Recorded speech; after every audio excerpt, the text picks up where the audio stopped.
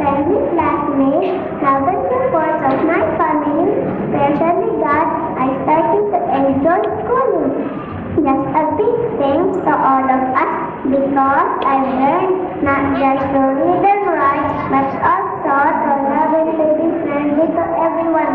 A congratulations to all of us graduates. Let us remember the best and beautiful things we can do is to pursue our dreams with courage because it will be the beginning of our journey in life and have a brighter future.